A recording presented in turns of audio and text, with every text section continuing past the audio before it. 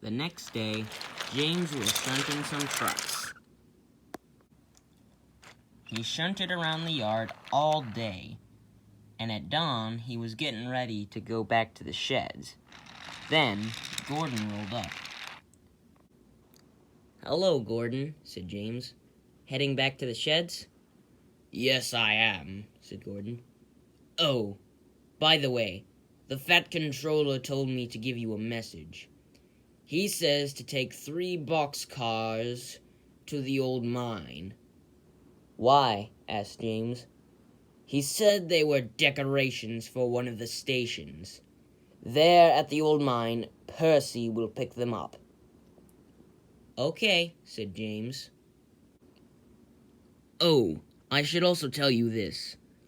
Percy told Donald and Douglas this morning that he had seen one of the buildings at the old mine sink into the ground." "Oh, really?" said James. "Yes," said Gordon. "The Scottish twins claim it's naughty gnomes or something like that." "Naughty gnomes?" said James. "Oh, yes," said Gordon. "It's ridiculous, isn't it? Puh, anyone would think that mine is haunted, being how creepy it is at night." "Now, I better get going, and so should you," said Gordon.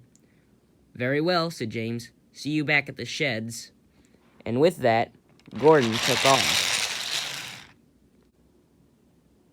"I wonder if Percy would like to see another building sink in the ground," said James, and he left to go collect the boxcars. Soon enough, James arranged the train of 3 boxcars that were meant to go to the old mine. But he also put the dynamite truck in the front of the train. "James," said his driver, "why is that dynamite truck on our train?" "Because," said James, "the Fat Controller wants us to do some more blasting at the old mine." "Very well," said James's driver. With that, James's driver climbed into James's cab, and James and his train pulled out of the yard. By the time James had arrived to the old mine, it was dark. James arranged the train in the spot it was supposed to go, and then his driver and fireman planted some more dynamite next to the building which had not sunk. Then he waited. Before long, Percy arrived to collect the train. "Now, driver," whispered James. James's driver once again pushed down on the detonator, and the old building sank into the ground. When Percy saw this, he shot forward and bumped the cars. Then gnomes fell out of the first boxcar. "Naughty gnomes," said Percy, and he raced away. James saw everything, but his driver and fireman neither saw nor heard what had happened.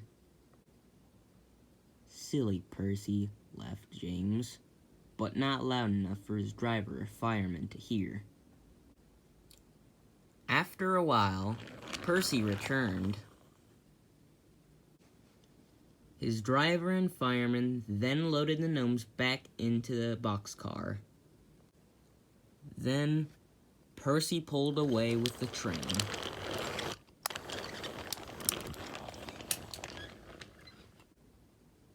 "Driver, fireman," said James, "we're done blasting the old buildings now. It's time for us to go home." "All right, James," said his driver and fireman. Then James, his driver and fireman left the old mine.